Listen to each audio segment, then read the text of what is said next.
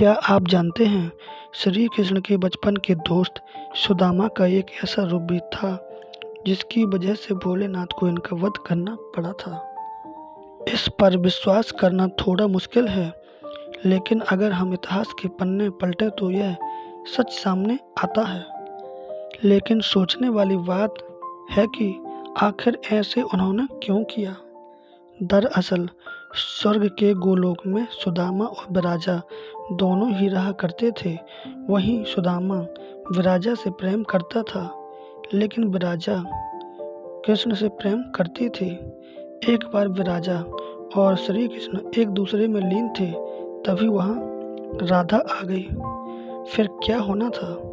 विराजा को श्री कृष्ण के साथ देखकर राधा ने विराजा को गोलोक से पृथ्वी पर निवास करने का श्राप दे दिया। इतना ही नहीं, कुछ कारणों के चलते उन्होंने सुदामा को भी पृथ्वी पर निवास करने का श्राप दे दिया, जिससे उन्हें स्वर्ग से पृथ्वी पर आना पड़ा।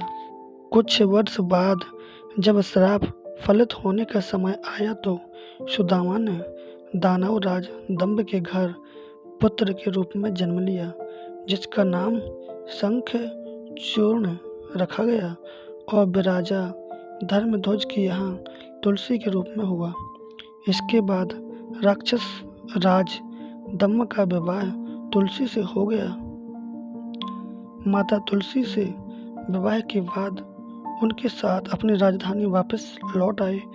बता दें कि शंखचूर्ण को ब्रह्मा जी से वरदान मिला था कि जब तक तुलसी तुम पर भरोसा करेगी तब तक तुम्हें कोई जीत नहीं पाएगा।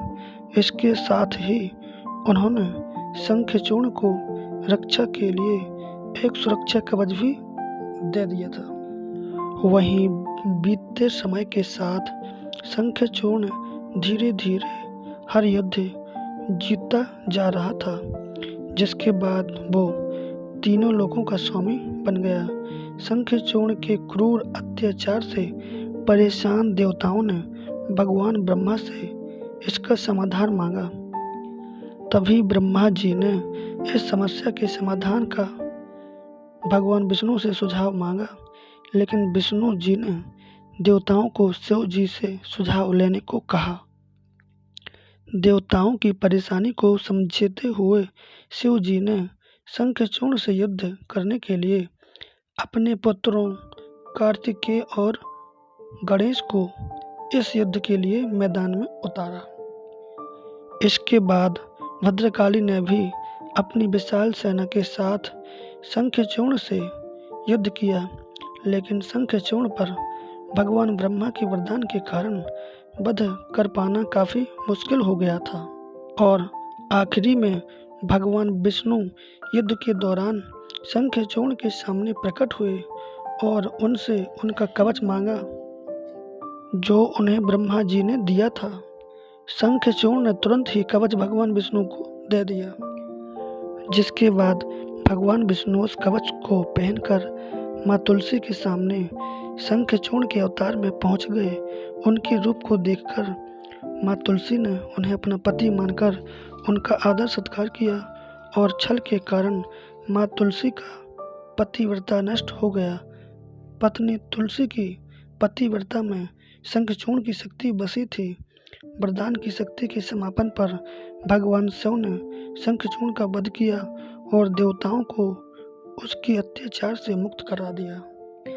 तो इसलिए श्री कृष्ण के मित्र सुदामा के पुनर्जन्म शंखचूर्ण का भगवान शिव ने वध किया।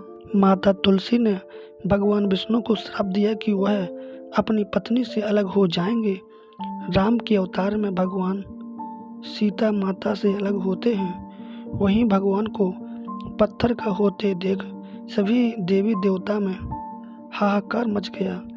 फिर माता लक्ष्मी ने तुलसी से प्रार्थना की, तब उन्होंने जगत कल्याण के लिए अपना श्राप वापस ले लिया और खुद जलंधर के साथ सती हो गई। इसके बाद उनकी राख से एक पौधा निकला, जिसे भगवान विष्णु ने तुलसी नाम दिया, और खुद के एक रूप को पत्थर में समाहित करते हुए कहा कि आज से तुलसी के बिना मैं प्रसाद स्वीकार नहीं करूँगा। इस पत्थर को शालिग्राम के नाम से तुलसी जी के साथ ही पूजा जाएगा